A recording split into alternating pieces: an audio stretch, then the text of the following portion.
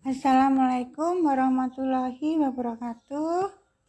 Alhamdulillah, puji syukur pada Allah Subhanahu wa Ta'ala, karena karunia-Nya maka sore hari ini kita akan belajar bersama-sama untuk mata kuliah Hukum dan Hak Asasi Manusia. Saudara mahasiswa yang saya hormati, bagaimana kabarnya? Sehat-sehat semua? Alhamdulillah ya.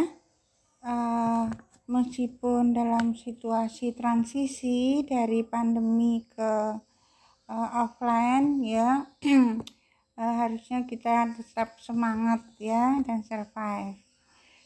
Sekarang adalah pertemuan keempat, yaitu di e-learning itu materi pertemuan keempat itu tentang karakteristik HAM, kemudian prinsip utama HAM, dan 6 prinsip pokok hak asasi manusia. Tapi sebelum itu kita ulang sebentar tentang pengertian HAM menurut Undang-Undang Hak Asasi Manusia atau Undang-Undang HAM, yaitu Undang-Undang Nomor 39 tahun 1999. Saudara-saudara mahasiswa yang saya sayangi, jadi kalau kita belajar mata kuliah tertentu, tentunya kita harus mengerti istilah yang kita pelajari ya. Jadi hukum dan hak asasi manusia. Ya, kemarin sudah kita pelajari apa sih hukum itu, kemudian apa sih arti hak asasi manusia secara umum ya. Sekarang kita akan pelajari pengertian hak asasi manusia secara yuridis, yaitu berdasarkan undang-undang. Hak asasi manusia adalah seperangkat hak yang melekat pada hakikat dan keberadaan manusia sebagai makhluk Tuhan yang Maha Esa. Dan ini merupakan anugerahnya yang wajib dihormati, dijunjung tinggi, dan dilindungi oleh negara, hukum, pemerintah, dan setiap orang demi kehormatan serta perlindungan harkat dan martabat manusia. Jadi secara yuridis pun mengakui bahwa hak asasi manusia itu adalah hak asasi yang merupakan anugerah Tuhan yang Maha Esa. Ya, hak yang melekat pada manusia, ya, yang merupakan anugerah dari Tuhan yang Maha Esa. Karena itu merupakan anugerah dari Tuhan yang Maha Esa dan merupakan suatu identitas ciri yang membedakan antara manusia dengan makhluk yang lain, maka hak asasi ini wajib dihormati, dijunjung tinggi, dan dilindungi oleh siapa? Negara, hukum, pemerintah, dan setiap orang demi kehormatan serta perlindungan harkat dan martabat manusia. Jadi sebagai manusia ini ya, kita mempunyai martabat karena kita dianugerahi hak-hak yang melekat pada diri kita, dan itu yang membedakan kita dengan makhluk yang lain. Ya, hak apa itu? Yaitu hak asasi manusia ya. Ada beberapa kriteria ya, beberapa golongan dari hak asasi manusia itu ada hak politik, hak sipil, ekonomi, sosial, dan budaya. Ya, jadi karena hak-hak ini adalah anugerah Tuhan, kemudian yang membedakan dengan makhluk yang lain, maka kita wajib menghormatinya, menjunjung tinggi ya. Kemudian pada pertemuan keempat ya, itu tentang karakteristik HAM. Karakteristik itu kriteria yang disebut dengan hak asasi manusia itu yang bagaimana?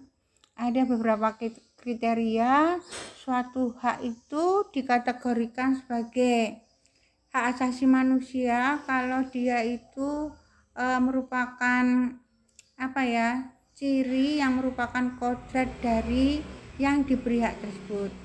Apa maksudnya? Jadi kodratnya manusia itu adalah makhluk yang tertinggi, ya, karena makhluk yang tertinggi mempunyai akal, budi pekerti, ya, hati, ya, maka dia secara kodrat itu mendapat anugerah dari Tuhan, ya, supaya hidupnya itu terhormat. Secara kodrat, secara alami itu, ya, dia untuk mengetahui bahwa dia itu makhluk yang beda dengan makhluk yang lain, ya, maka ini adalah ciri dari hak asasi manusia. Kemudian hakiki, ya, hak asasi manusia itu melekat pada setiap manusia tanpa memandang latar belakang kehidupannya. Hakiki, jadi anugerah dari Tuhan yang bersifat hakiki, yaitu HAM. Itu karena tidak membedakan latar belakang kehidupan manusia yang diberi HAM tadi oleh Tuhan Yang Maha Esa. Apa maksudnya? Siapapun manusia tanpa membedakan agama, jenis kelamin, usia, ya, dan lain-lain, itu dia semua mendapatkan hak asasi manusia dari Tuhan. Kemudian sifatnya universal, berlaku umum, ya, berlaku umum, semua orang mempunyai hak asasi manusia. Kemudian tidak boleh dicabut karena ini merupakan hakikat dari manusia sebagai manusia, maka tidak boleh dicabut. Contohnya hak hidup. Tidak boleh seseorang mengambil hak hidup dari orang lain atau dari dirinya sendiri, karena itu dianugerahi Tuhan dan harus dihormati, dijunjung tinggi, ya, hak hidup. Jadi orang tidak boleh membunuh orang lain atau membunuh dirinya sendiri.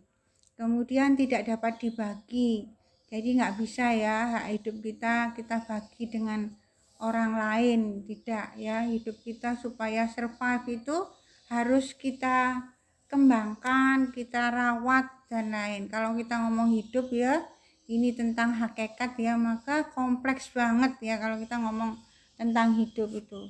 Hidup itu terdiri dari faktor jasmani dan rohani, ya.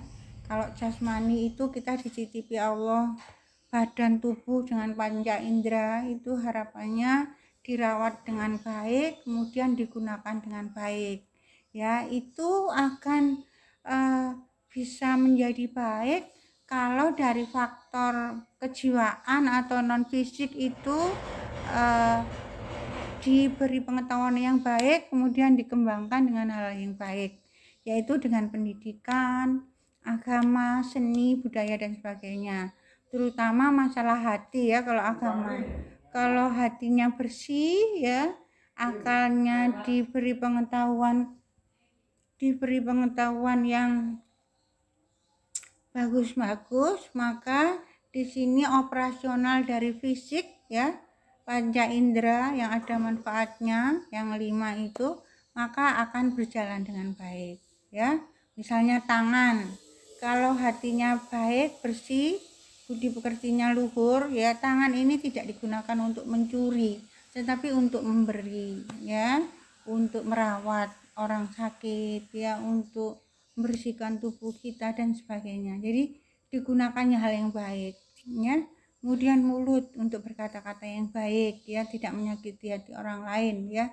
Tetapi dalam hidup manusia itu memang ada plus minus, ya, yang baik dan yang buruk, ya, dan tuntunan agama itu kita mengembangkan yang baik dan berusaha untuk tidak mengembangkan yang buruk, ya.